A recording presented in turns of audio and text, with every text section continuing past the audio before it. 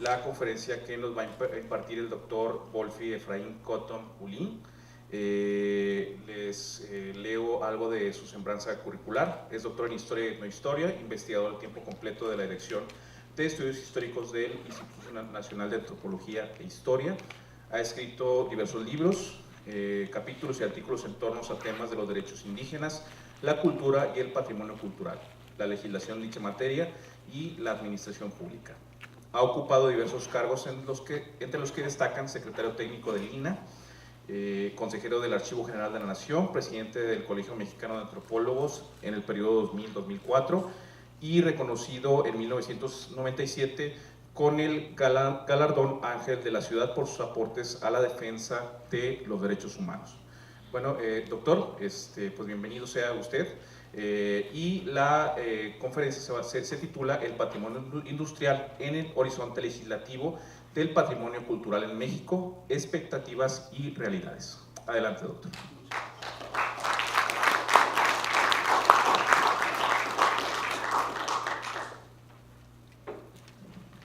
Pues muchísimas gracias, buenas tardes a todos. Anticipadamente les agradezco su interés, su paciencia, desde luego su trabajo, porque este es un asunto que no para, este es un asunto de compromiso institucional, pero en buena medida también vocacional. Y a veces tiene sus partes que entusiasman y a veces su parte ingrata. Y yo les agradezco a ustedes doblemente, justamente por su trabajo, por su interés y sobre todo por la paciencia de escucharme. Le agradezco al comité organizador de este evento el haberme invitado a compartir con ustedes algunas ideas, en particular a mi amigo Camilo, con quien en algún momento hemos coincidido también en estas trincheras. Muchísimas gracias. Me propongo intercambiar con ustedes, compartir con ustedes algunas ideas con relación al tema del patrimonio industrial y la legislación del patrimonio cultural en México. Y lo voy a hacer en tres aspectos. Primero, hablaré un tanto del avance de la legislación en la materia, qué tanto hemos avanzado en la legislación del patrimonio cultural en nuestro país.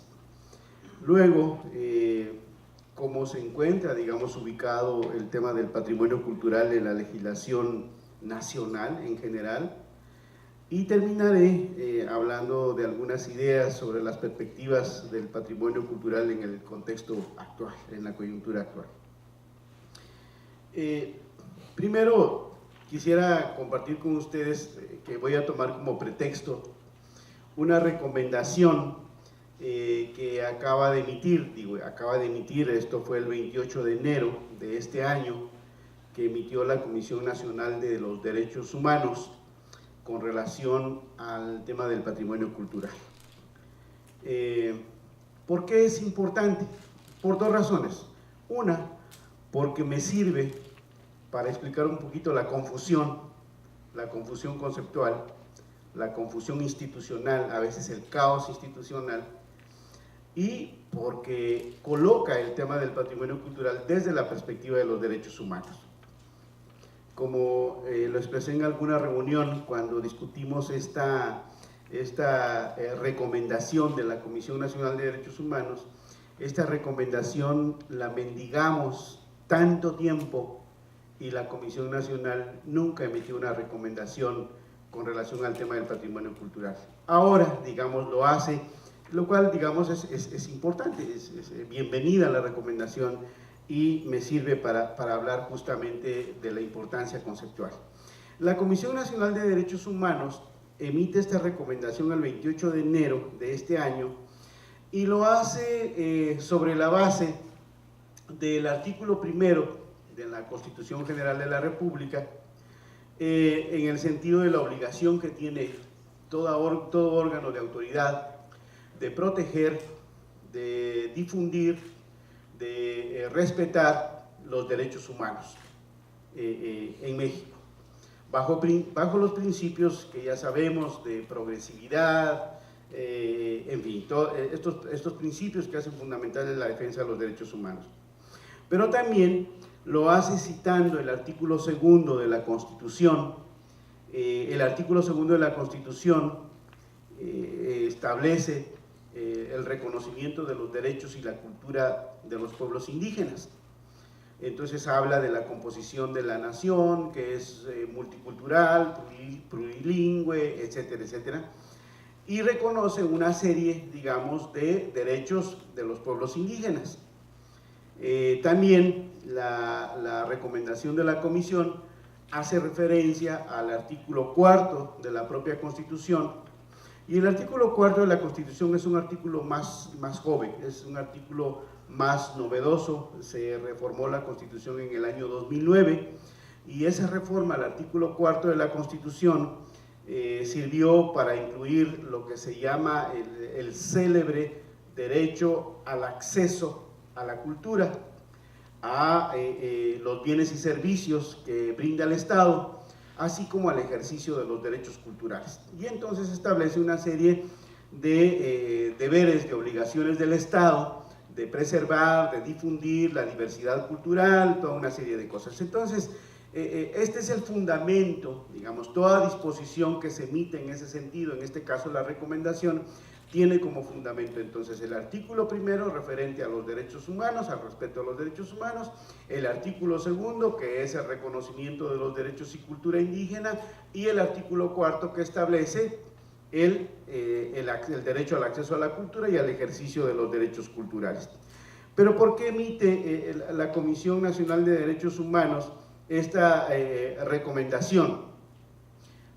Porque resulta que en los últimos tiempos, ustedes quizás se habrán dado cuenta, sobre todo en el sureste del país, como sucede en otras partes del mundo, hay una especie bueno, no una especie, hay un plagio, hay un robo de una serie de creaciones culturales de los pueblos indígenas, sobre todo el tema de los diseños textiles, las técnicas, toda una serie de cuestiones que son parte de su creación. Entonces, varias personas físicas y varias comunidades interpusieron quejas ante la Comisión de Derechos Humanos, y entonces la Comisión de Derechos Humanos dice, ¿qué está pasando con este asunto?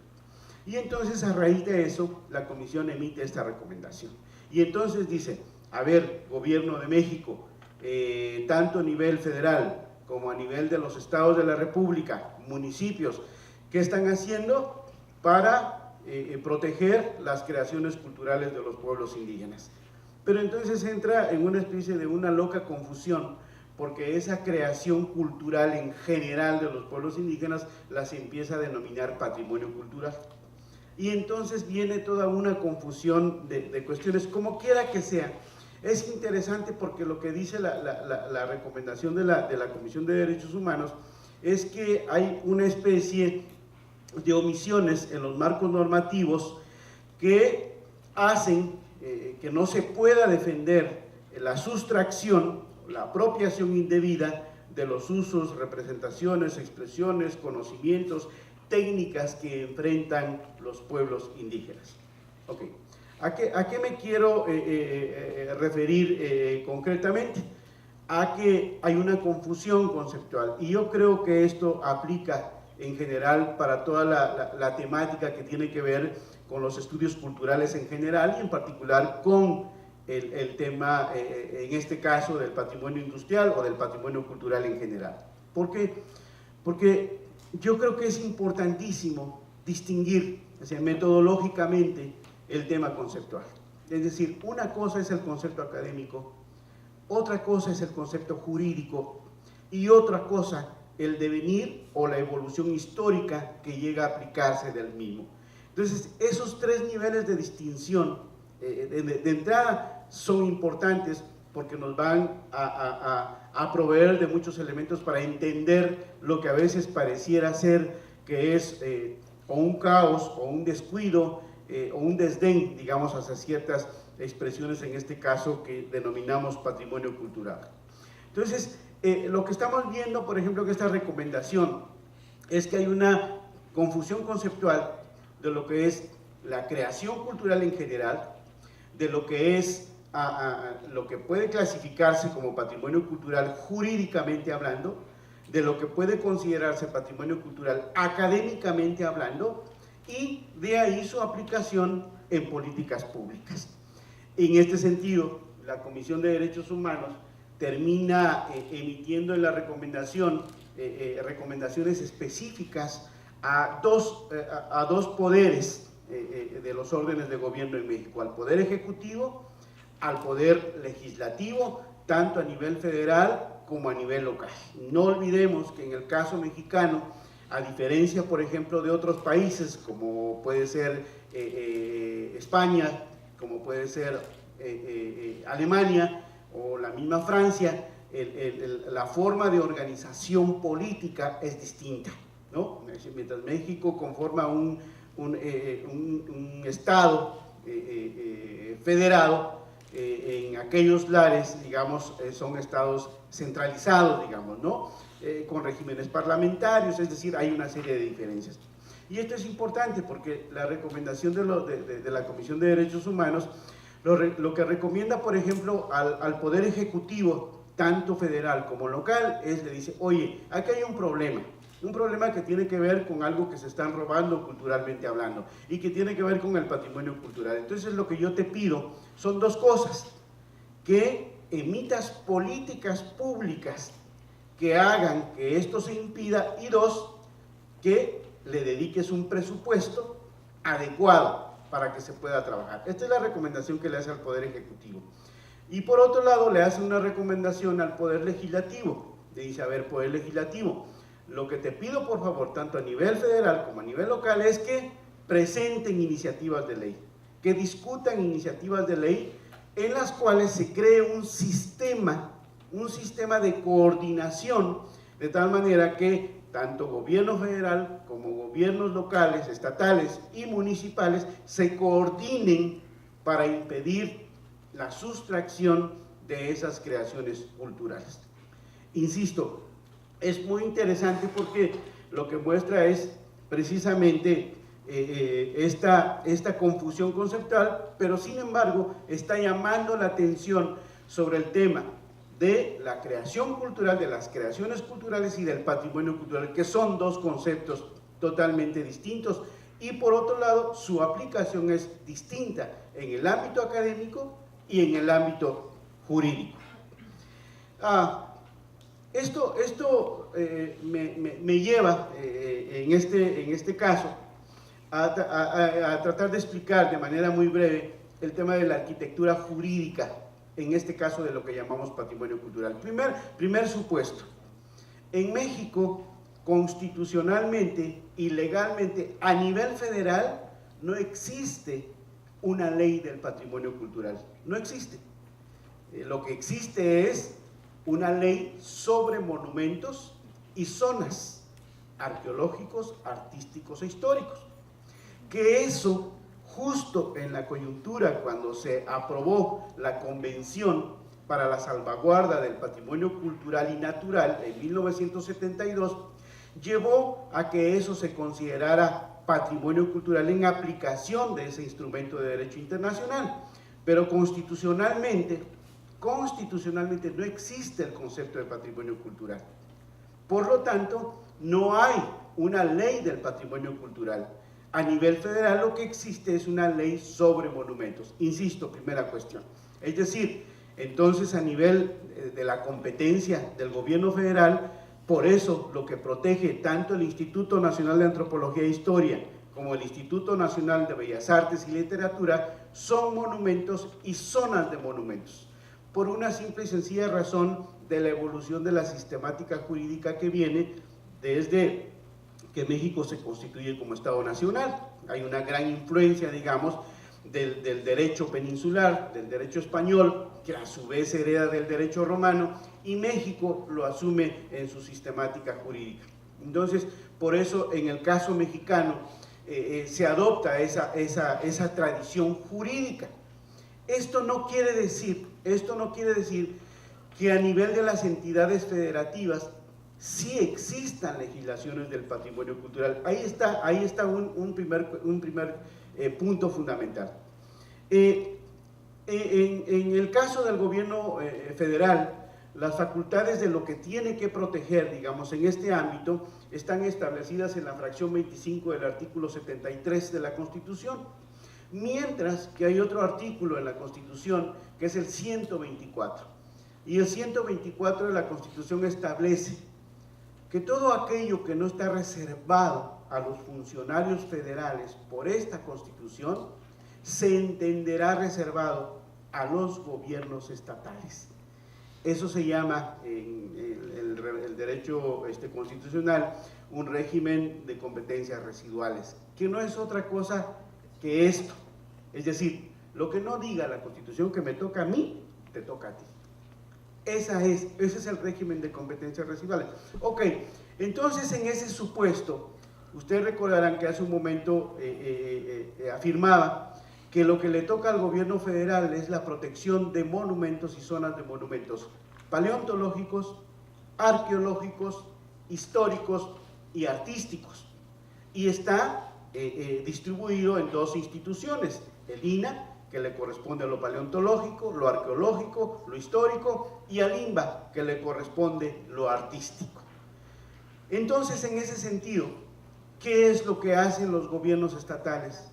Los gobiernos estatales lo que hacen es aplicar el 124, que dice, como el gobierno federal tiene como facultad exclusiva la protección de monumentos y zonas de monumentos paleontológicos, arqueológicos, artísticos e históricos, entonces yo tengo la libertad de legislar y de proteger todo aquello que no le toca al gobierno federal, ¿no? Entonces, por eso ustedes verán que casi todos los gobiernos locales, las entidades federativas en nuestro país, tienen legislación en materia de patrimonio cultural, así con esos términos, leyes de patrimonio cultural.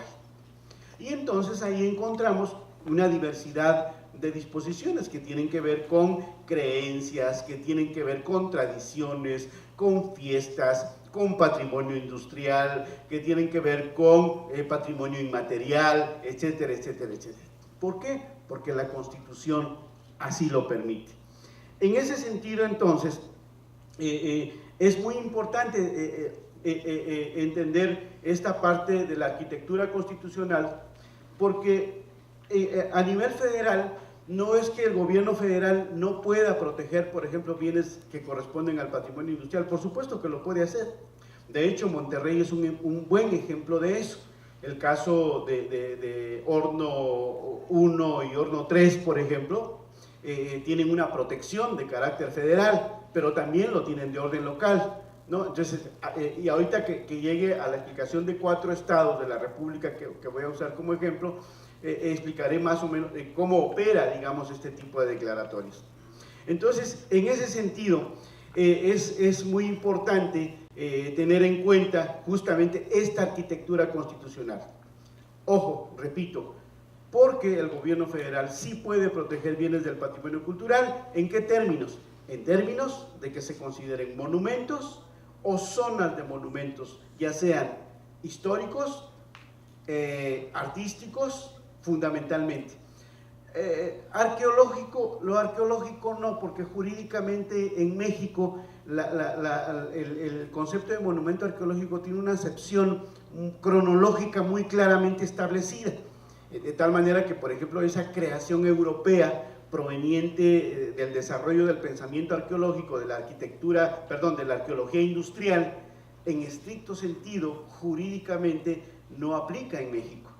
Aplica en el ámbito académico, aplica en términos de la técnica de investigación, pero jurídicamente no, porque cronológicamente está establecido sobre todo para el mundo prehispánico, llamémosle así, ¿no? En esa clasificación. Entonces, en este sentido, es importante ver cómo está distribuido esto. Ya dijimos qué le corresponde a cada ámbito de poder, a cada orden de gobierno. Es muy importante también tener en cuenta que en México hasta el año 2015, quien se encargaba de la protección a nivel federal de los monumentos y las zonas de monumentos era la Secretaría de Educación Pública. La Secretaría de Educación Pública era la que tenía esa facultad de acuerdo a lo que establecía la Ley Orgánica de la Administración Pública. Entonces la Ley Orgánica de la Administración Pública le daba facultad a la Secretaría de Educación Pública de llevar a cabo declaratorias, de hacer catálogos, de preservar acervos archivísticos, documentales, todo este tipo de rubros, digamos, de protección jurídica. Y eso lo hacía a través de dos instituciones, que son el Instituto Nacional de Antropología e Historia y el INBA, el Instituto Nacional de Bellas Artes. A partir del año 2015 empieza a cambiar este panorama. A partir del año 2015 empieza a cambiar esta organización administrativa en México. Como les decía hace un momento, en el año 2009 se reformó la Constitución para incluir el derecho al acceso a la cultura y el ejercicio de los derechos culturales. Y eso motivó a que años más tarde cambiara la organización administrativa. Entonces, a partir del año 2015 se le quitó la facultad a la Secretaría de Educación Pública y se creó un nuevo sector en la Administración Pública Federal. México hasta ese año nunca tuvo una secretaría o lo que es en otros países un Ministerio de Cultura, sino que lo hacía la Secretaría de Educación Pública. En el año 2015 se crea ese nuevo sector, se crea la Secretaría de Cultura y entonces a partir de ahí empieza el cambio en la administración pública. Entonces, ¿qué tenemos?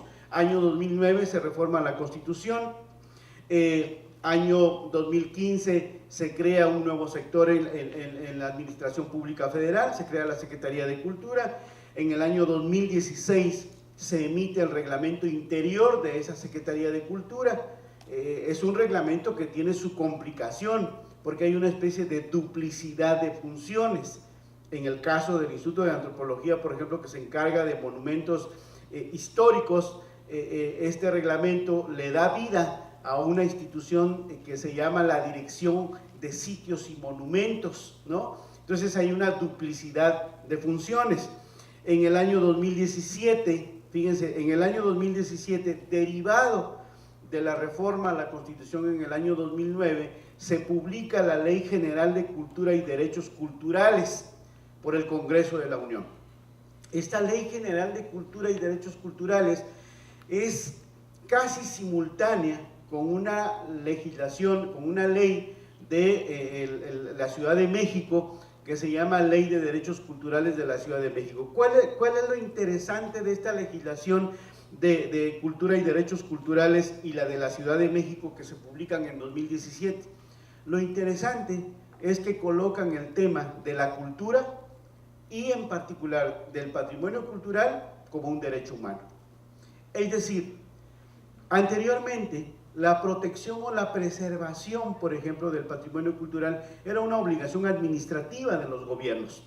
Y entonces uno podía, como decía Carlos Monsiváis, ejercer el derecho al pataleo y exigirle y hacer berrinche que protege mi patrimonio, etc. Y llegaba uno con el gobierno y el gobierno decía, no, ¿sabes qué? No tengo dinero, no tengo lana, no tengo personal, no hay quien haga eso y a ver cómo le hace, ¿no? Entonces era una obligación administrativa, entonces topaba uno con muro y no había manera, digamos. Ahora, este marco jurídico, visto desde el artículo 1 de la Constitución que les expliqué hace un momento, del artículo 4, del artículo 2, es un tema de derechos humanos, de tal manera que si el gobierno no actúa, digamos, en la preservación del patrimonio cultural, ¿qué sucede? Ahora sí tenemos, digamos, recursos, tenemos herramientas, como lo hicieron los pueblos indígenas, de interponer queja ante la Comisión de Derechos Humanos y denunciar que se está violando un derecho humano, que ese derecho humano es la protección o la preservación, en este caso del patrimonio cultural. Es decir, hay más herramientas en ese sentido. Ese es el aporte, esa es la riqueza, digamos, de estas legislaciones. Entonces, en 2017 se promulga, se publica esta Ley General de Cultura y Derechos Culturales. En el 2018 se emite el reglamento de esta ley que se supone que la hace operativa. y en el año 2015 y 2018 se efectúan reformas a la Ley Federal sobre monumentos y zonas arqueológicos, artísticos e históricos. Y recientemente, en nuestros días, ¿qué es lo novedoso, digamos, en la normatividad? Lo novedoso es simple y sencillamente que tuvimos un cambio, dice el señor presidente de la República, que no es un cambio de gobierno, sino es un cambio de régimen, y entonces ese cambio de régimen y todo lo que eso pueda significar, lo que acaba de suceder es que ahora tenemos un nuevo Plan Nacional de Desarrollo. Ese Plan Nacional de Desarrollo acaba de presentarse a la Cámara de Diputados, a la que se le dio la facultad de revisar y aprobar el Plan Nacional de Desarrollo. Y en ese Plan Nacional de Desarrollo hay dos partes, una parte, digamos, discursiva, una parte ideológica y otra parte más ortodoxa en términos metodológicos de cómo se establece un Plan Nacional de Desarrollo. No es otra cosa, sino una especie de programa de gobierno de lo que va a ser en sus distintos sectores. Entonces, en este Plan Nacional de Desarrollo, en la parte, digamos, doctrinal, en la parte ideológica, viene una paginita dedicada a la cultura, en donde no aparece ni por equivocación la palabra patrimonio cultural. Y en la parte ortodoxa, donde aparecen los objetivos, las estrategias, los diagnósticos, sí viene una parte muy genérica en donde dice que el gobierno protegerá, fomentará la protección del patrimonio cultural, material e inmaterial. Eso es todo lo que dice el Plan Nacional de Desarrollo. Claro, falta un nuevo instrumento que es el Programa Nacional de Cultura, que por primera vez en la historia de México, dado que se creó una Secretaría de Cultura, existirá un Programa Nacional de Cultura en donde se supone que entonces sí tenemos la esperanza de que todo venga claramente establecido, venga desarrollado y entonces podamos encontrar más elementos para saber qué va a pasar con el patrimonio cultural durante la gestión de esta nueva administración. Entonces, ahora bien, el asunto de entender primero cómo está el tema de la arquitectura constitucional, la legislación que de ahí ha derivado, qué le toca hacer al gobierno federal, qué le toca hacer a los gobiernos estatales y a los municipales, que los municipios, digamos, tienen una facultad todavía más acotada, más reducida.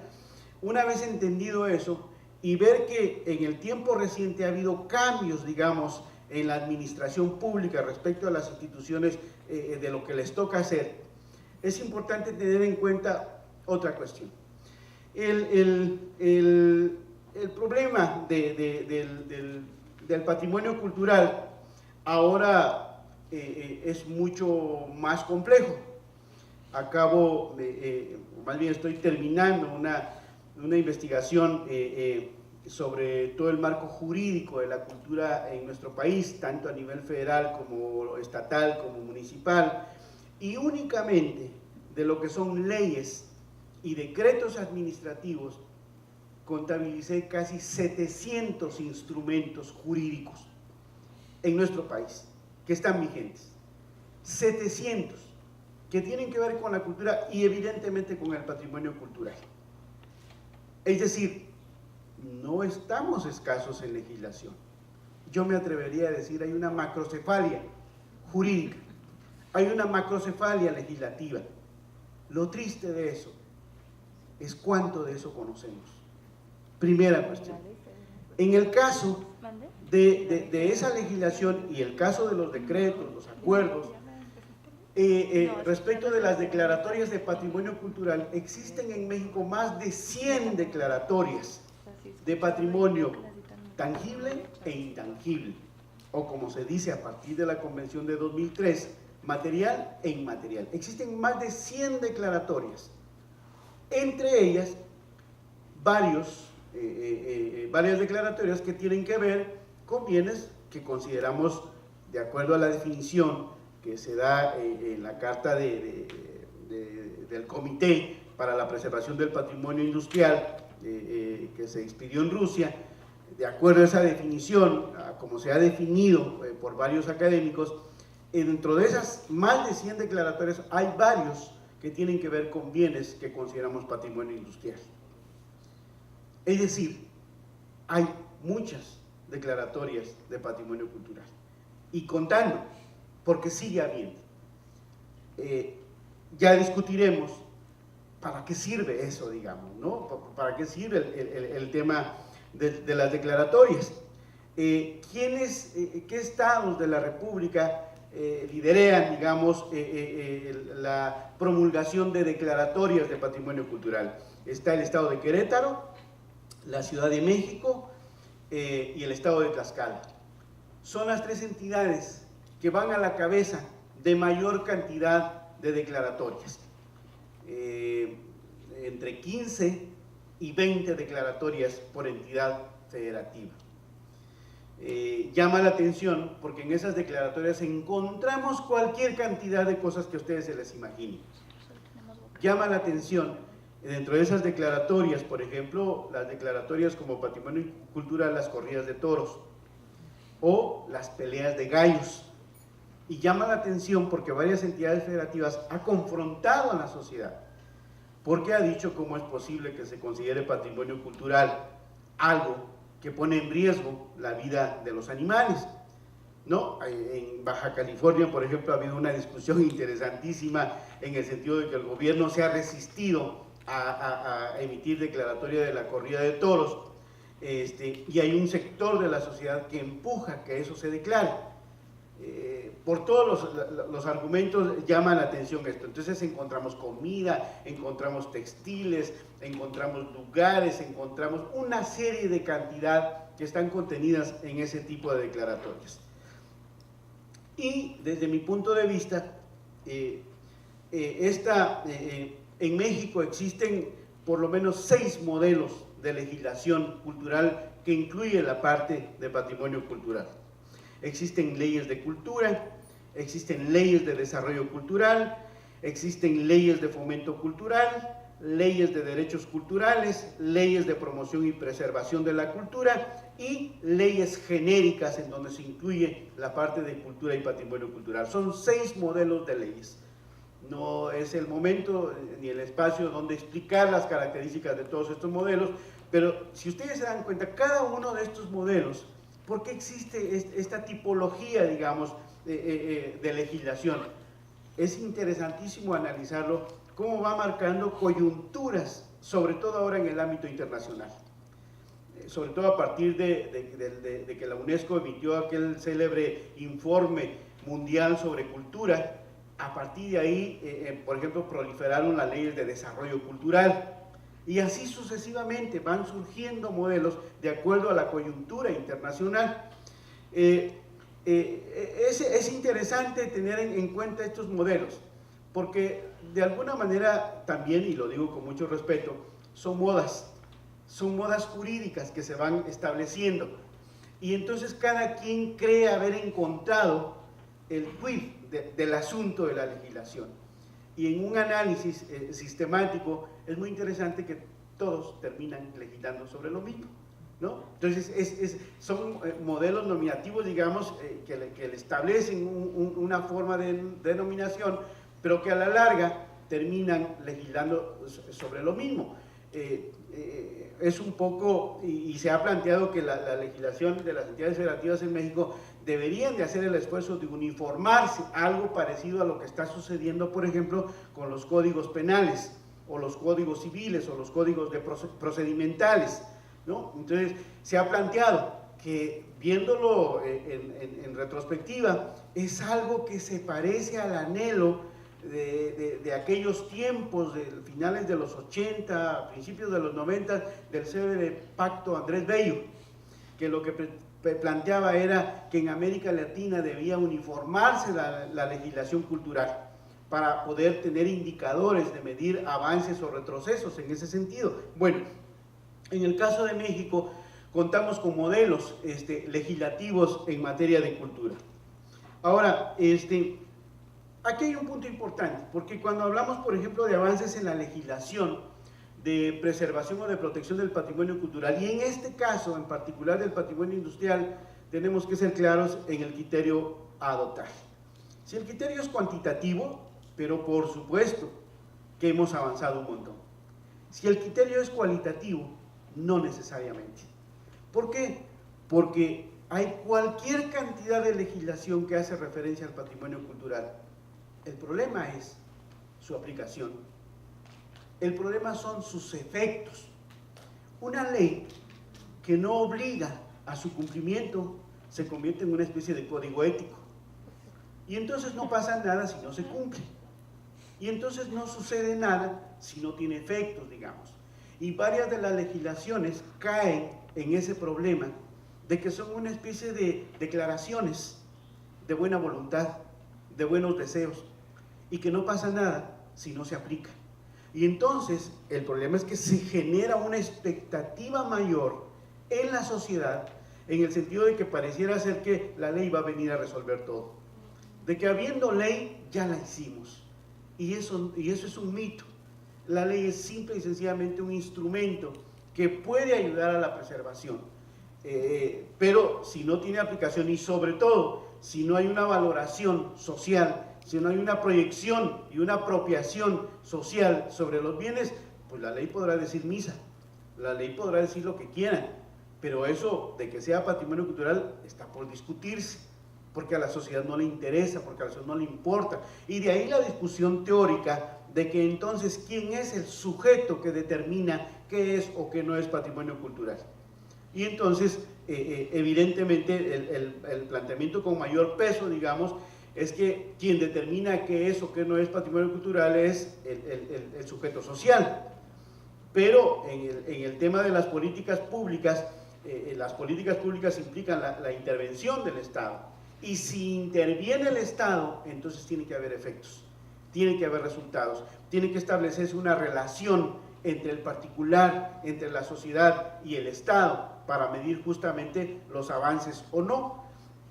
Y en ese sentido, es muy interesante entonces tomar en cuenta que el tema del patrimonio cultural es un problema que cada día se ha hecho más complejo. Y cada día se ha hecho más complejo porque para poder saber del ámbito de protección, del nivel de protección del patrimonio cultural, ya no basta con tener leyes sustantivas de patrimonio cultural, o ya no basta con tener leyes de cultura que incluyan capitulados que se refieran al patrimonio cultural. Me explico. Ahora, digamos, derivado de esta complejidad de pensamiento, de políticas y de acciones sociales, una legislación ya no es suficiente para agotar su materia. De hecho, en estricto sentido nunca lo ha sido, pero no ha sido tan complejo como en este momento. Es decir, ahora están sucediendo fenómenos que implican o que tocan de alguna manera, digamos, esto que llamamos expresiones culturales y en particular patrimonio cultural. Entonces tenemos fenómenos, por ejemplo, como el tema del ordenamiento territorial. Ahora el ordenamiento territorial se está volviendo fundamental para la protección del patrimonio cultural. ¿Por qué? Por una simple y sencilla razón, por el avance de los llamados megaproyectos, de los grandes proyectos de desarrollo, y pueden ser proyectos de infraestructura carretera, proyectos hoteleros, proyectos turísticos, proyectos de extracción minera, de explotación petrolera, hidrocarburos en general. Y todo esto está impactando, digamos, el patrimonio. Entonces, para poder tener noción de hasta dónde alcanza el tema de la protección, hay que conocer temas de territorio. Hay que conocer, por ejemplo, en el caso concreto mexicano, qué dice la ley sobre minas, qué dice la ley de explotación de hidrocarburos, o qué dice la ley de ordenamiento territorial, porque tiene aspectos, digamos, que tocan con el tema del patrimonio cultural, las de desarrollo urbano, las de asentamientos humanos, las de protección al ambiente, las de turismo, la de migración. Es decir, todos estos aspectos jurídicos están impactando el tema del patrimonio cultural. Entonces ya no es tan sencillo, ya no es tan fácil, digamos, tener una visión lo suficientemente clara, porque cada vez hay aspectos, hay fenómenos que están impactando el tema jurídico del patrimonio cultural. Esto significa entonces que así como hay esa complejidad jurídica, hay una complejidad de pensamiento y van surgiendo, o por lo menos se van adhiriendo más disciplinas al estudio del patrimonio cultural. El tema de la biología, por ejemplo, de la química, de estas disciplinas que nadie se imaginaría lo importante que serían en la visión, están teniendo mucho que ver en este sentido. El tema del ejercicio de las profesiones, hay cada vez más disciplinas que se crean, que surgen. Ahora está tal vez en la cúspide más alta el tema de la gestión, que en otro momento generó una confrontación incluso legal en varios países latinoamericanos y en particular en México, una confrontación con las disciplinas tradicionales como la historia, como la antropología, como la arquitectura, etcétera. Tuvieron que ir cediendo espacios porque, digamos, hay un campo que se abre en ese sentido. Entonces, esta complejidad también es importante tenerla en cuenta. Sobre esa base, entonces, ¿qué sucede con el tema del patrimonio industrial en las legislaciones? Partamos de que el origen, digamos, de todo este pensamiento, de toda esta corriente, evidentemente es un aporte de países desarrollados. Europa, Estados Unidos, Reino Unido, etcétera. Es decir, todo este planteamiento respecto de un conjunto de bienes, restos, que le llaman restos de la cultura industrial, que poseen valor histórico, tecnológico, social, arquitectónico, científico. Es decir, y de ahí, evidentemente, el gran desafío es tener los criterios mínimos, las bases mínimas respecto de lo que significa esto de la cultura industrial. ¿A qué se refiere? ¿No? Tenerlo con claridad. ¿Por qué? Porque es importante, las bases mínimas, no que haya una homogeneidad completa. Porque si se quiere impactar jurídicamente, hay que tener criterios suficientemente claros. Si no, el bien tutelado termina siendo desdeñado o simple y sencillamente no protegido, digamos, por el instrumento jurídico. En ese sentido, se ha planteado que en el caso del patrimonio social hay como que retoman los criterios, los elementos fundamentales de lo que han sido las cartas internacionales, lo que han sido los documentos de la UNESCO respecto del valor que debe de tener de carácter histórico, de carácter en este caso tecnológico, social, arquitectónico o científico. Y entonces en el caso mexicano, yo diría que latinoamericano, pero específicamente en el caso mexicano hay una fuerte influencia europea. Particularmente hay una fuerte influencia peninsular, española. ¿Y por qué me interesa resaltar esto? No porque sea un tema, digamos, que pueda justificar en uno u otro sentido, sino porque explica por qué a veces la confusión en el ámbito jurídico. Hay mucha influencia, por ejemplo, en los planteamientos, en varios discursos, en varios planteamientos académicos respecto de lo que ha sido la presencia del patrimonio industrial en la legislación mexicana. Hay afirmaciones tan radicales que dicen es que el patrimonio industrial no está protegido por la legislación.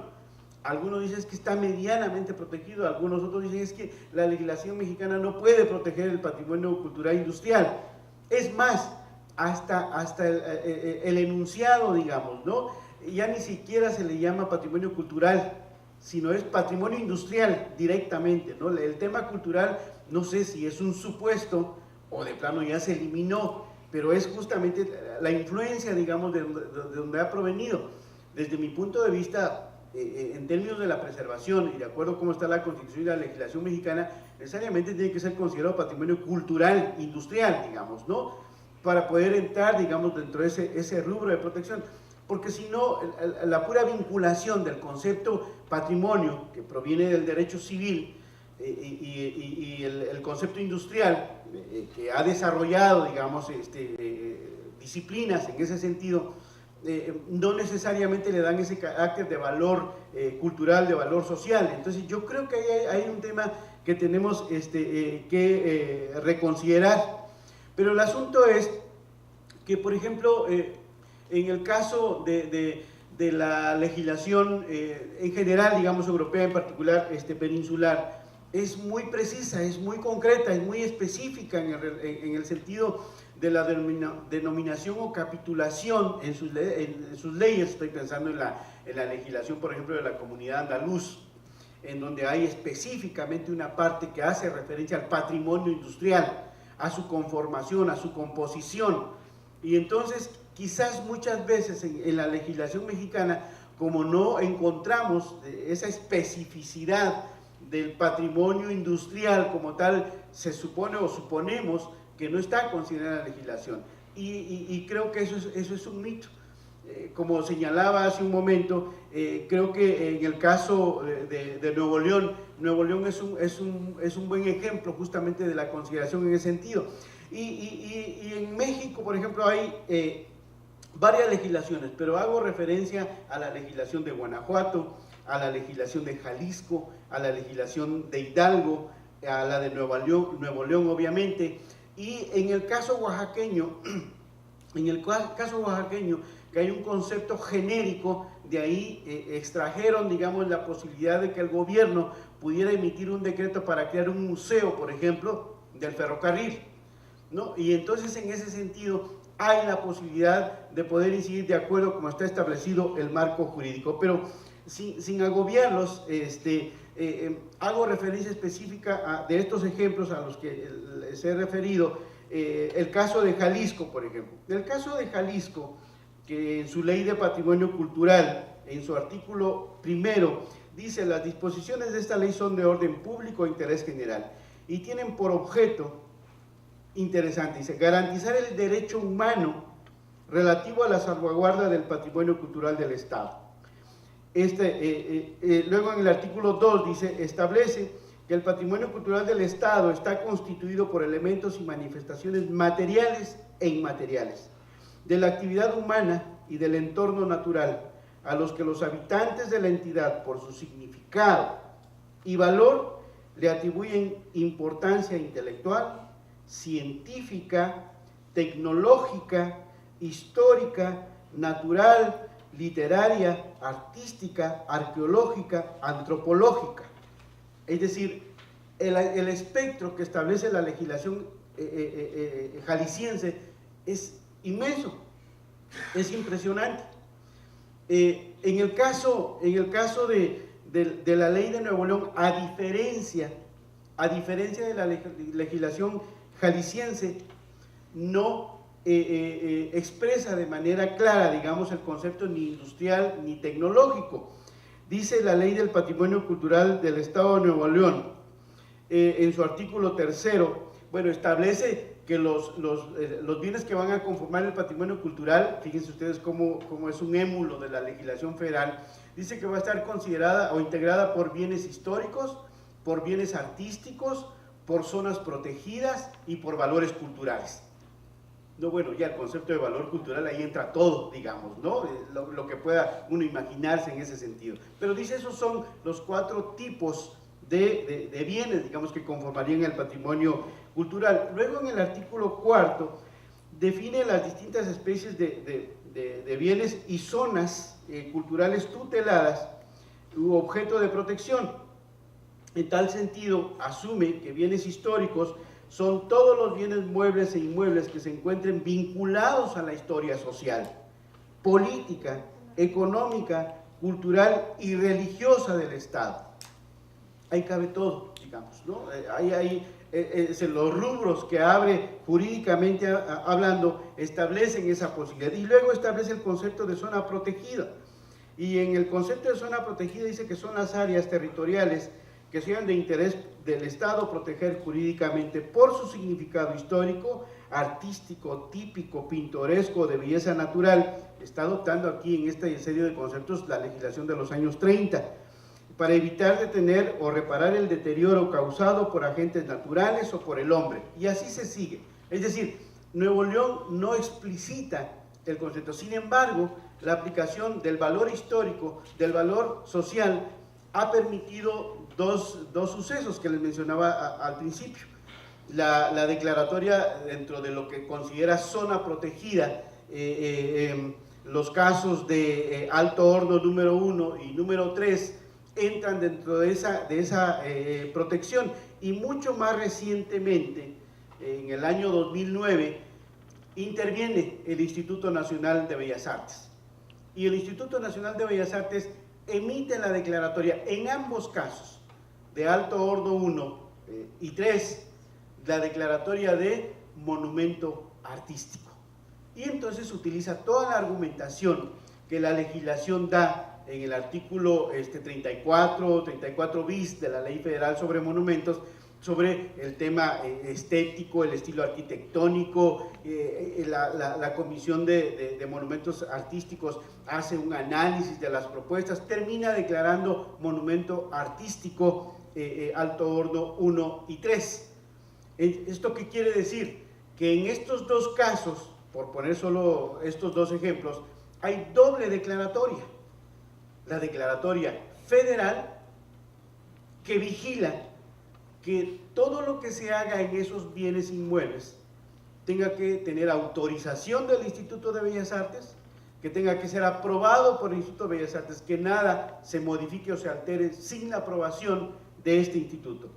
Y dos, que el gobierno local, que al gobierno del Estado se supone que vigilará, que protegerá el entorno de esos bienes inmuebles para que no se altere, digamos, el espacio donde está. Hay aquí un tema en el caso de las zonas protegidas de una idea más amplia, digamos, más conceptual en términos del entorno, del país, lo que se llama el paisaje cultural y natural, ¿sí? Entonces, ese doble tipo de declaratoria hace que estos bienes tengan, digamos, este doble tipo de protección. Digo, que funcione es otra cosa, pero la declaratoria formal, la formalidad jurídica está establecida. Que la administración pueda implicar complicaciones, problemas, es otra cosa. Es un tema justamente no estrictamente jurídico, sino es metajurídico, es decir, los aspectos que tienen que ver con el asunto de la política pública en ese sentido. Así podría mencionar otros casos, el caso de Hidalgo, el caso Baja California, etcétera, donde ha habido este tipo de planteamientos. Ahora bien, en el caso mexicano, a nivel federal, pudiera tener una mayor intervención el gobierno federal, es muy complicado. Es muy complicado, salvo si lo hiciera como monumento o zona de monumentos y de interés nacional. Es decir, tiene que justificarse el interés nacional. Si no hay un interés nacional, difícilmente procede una declaratoria.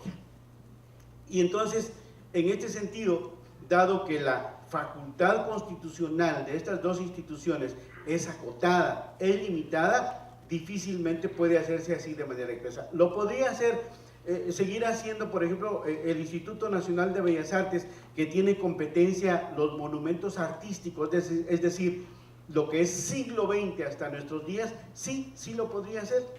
El problema, como decía Rafael Tovar, es que el Instituto Nacional de Bellas Artes, lo que tiene de nacional es el nombre, nada más, porque realmente no tiene presencia en todo el país. Es más, por ejemplo, el caso de Chihuahua ha sido dramática la manera en cómo han destruido prácticamente todo lo que tiene que ver con la arquitectura del siglo XX, porque no hay presencia, digamos, de la institución federal. ¿Lo podría hacer el Instituto de Antropología? Por supuesto que lo podría hacer el Instituto de Antropología. ¿Lo puede hacer sobre la base de la legislación actual? Claro que lo puede hacer. El artículo 35 de la Ley Federal sobre Monumentos establece lo que son los monumentos, lo que considera monumentos históricos. O sea, todos aquellos bienes inmuebles que tienen una relación con los sucesos de la historia nacional, dice, en los términos de la declaratoria o en términos de esta ley. Es decir, si se emitiera una declaratoria como monumento histórico de algún bien del siglo XX, podría ser considerado patrimonio histórico, competencia de INAH. Por supuesto que lo puede hacer, pero ¿eso qué implica? Implica un trabajo mucho más sistemático, de mayor investigación, equipos de trabajo, mayores recursos, mayor capacidad del instituto para poder hacerlo, es decir, mediante declaratorias administrativas. Hay quienes han planteado en el sentido de que ya todo lo del siglo XX que quede protegido por la ley. No, ya para qué estamos ahí fragmentando el asunto, como decía un arquitecto recién fallecido, el arquitecto Florent Marini, que intervino en las convenciones internacionales, en las cartas, por ejemplo, técnicas que se han expedido. Decían, ¿por qué dividimos el asunto en un pastel? Mejor un solo pastel y una sola institución. Es complicado por el tema de los criterios. El tema artístico, por ejemplo, en la legislación mexicana se incluyó a petición de los artistas. Él decía, no es cualquier cuestión un tema artístico, hay que tener en cuenta muchos elementos, detalles, valores, y en ese sentido es importante considerar esas particularidades. Y por eso se le dio la competencia al Instituto Nacional de Bellas Artes. Por otro lado, tiene que ver si elimináramos la parte que corresponde al siglo XX a Bellas Artes y se considerara como histórico, tendría que ser competencia del INAH, de acuerdo con la legislación, sí. Ok, si eso fuera así, entonces ¿qué hacemos con Bellas Artes? ¿Y qué hacemos con todo el tema de los derechos laborales de los trabajadores? Es decir, había un tema de un determinado monto de años, digamos, que vaya haciendo que bienes específicos se vayan incorporando y se vayan considerando bajo la protección de calidad histórica, digamos, que tiene el gobierno federal. Entonces, eso puede resolver mientras se va atendiendo el asunto constitucional y legal en general.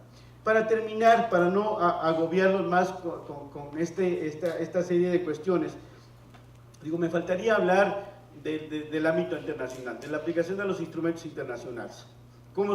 ¿Cómo se aplican, digamos, ¿no? Lo podremos hacer quizás en otro momento, pero para terminar, quisiera simple y sencillamente explicar algunas breves ideas de qué estoy observando en esta coyuntura que estamos, a la que estamos arribando en esta nueva administración federal y algunas locales. El Plan Nacional de Desarrollo en el rubro de cultura es muy claro.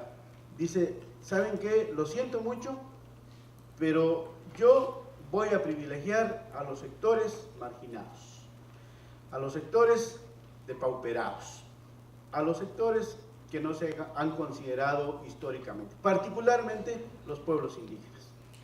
Eso no quiere decir que no vaya a atender las bellas artes, un poco de patrimonio, etcétera, etcétera, pero ustedes han sido privilegiados. Estoy pensando en voz alta, digamos, caricaturizando este asunto. Ustedes han sido privilegiados, así que, es más, ahora pareciera ser que el que existe es el sur. El norte ya tuvo mucho, digamos, ¿no? Insisto, estoy pensando en voz alta. En ese panorama, en esa perspectiva, imagínense ustedes, hay un enorme desafío nada más en el centro y sur del país, de la restauración de más de 2.000 monumentos afectados por los sismos de 2017. El cálculo de restauración de esos bienes está considerado hasta 2021. Para eso, el monto que se requiere es altísimo en términos financieros. No hay suficiente dinero. Han dicho que hay dinero, le destinaron ahora 800 millones, etcétera, etcétera.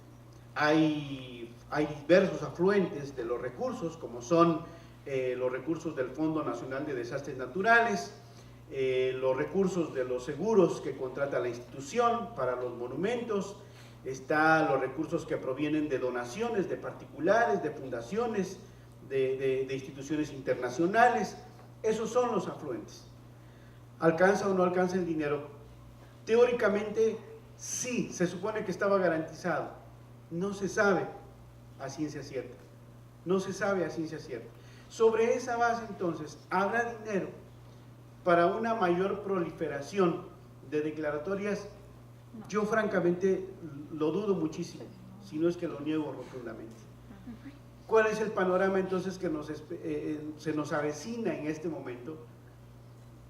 Es un panorama bastante gris, casi tirando a negro, digamos.